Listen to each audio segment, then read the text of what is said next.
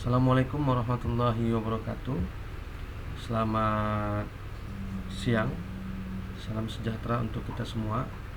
Hari ini saya akan membuat sebuah video pembelajaran untuk Anda semua berkaitan dengan mata kuliah kita, kemahiran hukum perdata. Jadi hari ini perkuliahan saya berikan dengan cara metode memberikan video pembelajaran kepada Anda semua. Ini pertemuan kita yang kelima ya. Setelah pertemuan yang keempat kemarin kita sudah mempraktekkan bagaimana sidang pertama dalam perkara ataupun dalam pemeriksaan perkara gugatan di pengadilan. Nah, hari ini saya ingin lebih menjelaskan tentang apa yang telah dipraktekkan kemarin. Jadi kita bisa lebih memahami tentang duduk perkara dan bagaimana sebenarnya proses dan prosedur dalam hal penyelesaian perkara di pengadilan berkaitan dengan gugatan keperdataan. Nah, sebelum jauh kita melangkah mengenai tentang apa yang telah Anda praktekkan, maka sebelumnya itu kita harus pada dasarnya melalui tahapan administratif. Penggugat yang pertama, penggugat mendaftarkan gugatan melalui Kepala Panitera Pengganti Pengadilan Negeri yang berwenang dengan membayar uang muka perkara.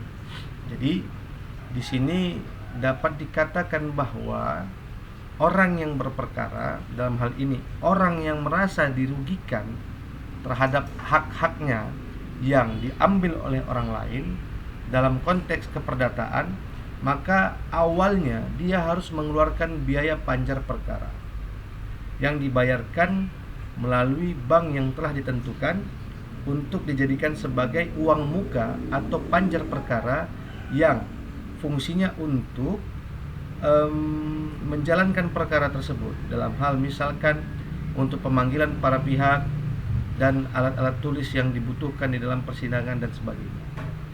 Nah, kemudian Kepala Panitera Pengganti dalam keperdataan menerima pendaftaran gugatan dan mencatatkan dalam buku register perkara perdata.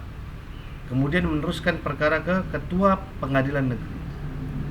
Kemudian Ketua Pengadilan Negeri setelah membaca berkas gugatan, kemudian tugas Ketua Pengadilan Negeri adalah menetapkan majelis hakim yang akan memeriksa dan mengadili perkara.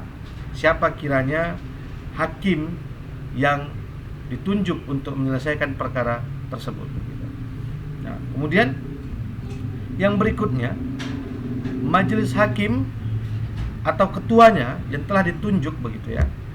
Jadi setelah Ketua Pengadilan Negeri menunjuk majelis hakimnya, kemudian menunjuk juga siapa ketua majelis hakimnya, maka selanjutnya ketua majelis hakim tersebut menentukan hari sidang.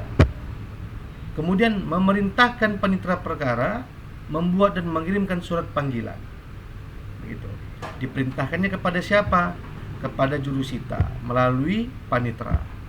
Kemudian dibuatlah dan dikirimlah surat panggilan sidang pertama kepada para pihak beserta berita acaranya. Kemudian penggugat dan tergugat menerima salinan ataupun menerima panggilan daripada pengadilan negeri tersebut. Itu namanya tahapan administrasi. Seandainya Anda nanti katakanlah mempunyai sengketa permasalahan keperdataan, kemudian inilah yang Anda lalui ke pengadilan, kemudian Anda daftarkan gugatannya melalui Kepala Panitera Pengganti Pengadilan Negeri, kemudian seterusnya dilanjutkan Kepala Panitera Perkara Perdata menerima, kemudian meneruskan kepada Ketua Pengadilan Negeri, kemudian Ketua Pengadilan Negeri membentuk majelis, menunjuk majelis, kemudian menunjuk sekaligus Ketua Majelis Hakimnya yang dalam menyelesaikan perkara tersebut. Nah, selanjutnya Ketua Majelis Hakim menentukan hari sidang. Maka dari itu selanjutnya panitera ataupun jurusita membuat serta mengirimkan surat panggilan yang ditujukan kepada para pihak. Ini tahapan administratif.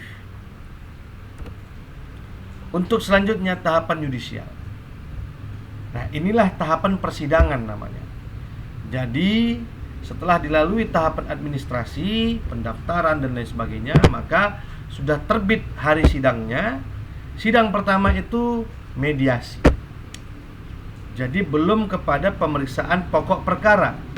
Maksud daripada pemeriksaan pokok perkara itu adalah langsung diperiksa gugatannya, dibacakan begitu. Nah, belum pada tahap pembacaan gugatan, atau bahasanya belum tahapan pemeriksaan dalam pokok perkara. Akan tetapi sidang pertama itu akan dilakukan upaya mediasi. Jadi hakim akan memberikan kesempatan kepada kedua belah pihak atau kepada yang berperkara untuk melakukan tahapan mediasi.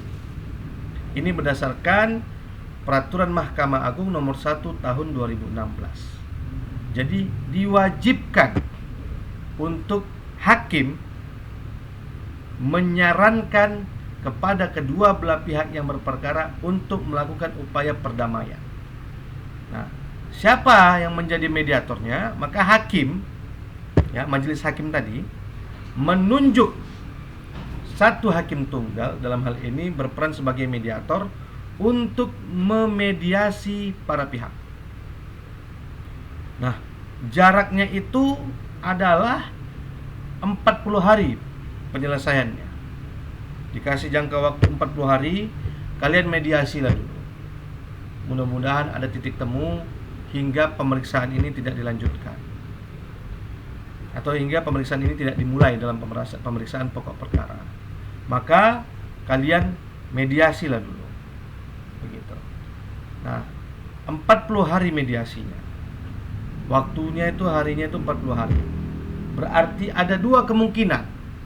Yang pertama itu mediasi berhasil, yang kedua mediasi tidak berhasil. Nah, bagaimana kalau seandainya mediasi berhasil?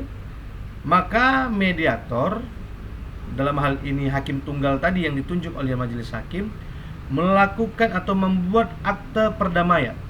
Akta perdamaian yang kira-kira isinya bahwa kedua belah pihak berhasil didamaikan dengan kesepakatan yang telah disepakati bersama. Nah, itu diserahkan kepada majelis hakim, kemudian majelis hakim menyerahkan kepada panitera, kemudian panitera menyerahkan kepada ketua pengadilan negeri. Itu seandainya mediasi berhasil. Nah, bagaimana seandainya kalau mediasi tidak berhasil? Hampir serupa, akan tetapi isi daripada akta tersebut adalah gagalnya mediasi. Gitu. Diserahkan kepada hakim bahwasanya berita acara mediasi ini gagal. Gitu. Nah, maka setelah 40 hari gagal mediasi. Nah, setelah 40 hari barulah dijalankan, ataupun katakanlah nggak sampai 40 hari lah, katakan sudah ada jawaban begitu bahwasanya mediasi gagal. Maka setelah mediasi gagal, seminggu kemudian barulah dilanjutkan dengan pemeriksaan dalam pokok perkara, yaitu pembacaan gugatan. Nah, siapa yang membaca gugatan? Yang membaca gugatan adalah si penggugat. Begitu. Yang membaca gugatan adalah si penggugat. Kemudian minggu depannya, selanjutnya giliran daripada si tergugat untuk membaca jawaban daripada gugatan yang disampaikan oleh si penggugat. Nah, minggu lalu kita sudah belajar bagaimana tata cara pembuatan surat gugatan, apa-apa saja syarat-syarat sahnya sebuah gugatan. Nah, begitu jugalah sama aturannya dengan pembuatan surat jawaban. Apa-apa saja aturannya sama dengan aturan pembuatan surat gugatan.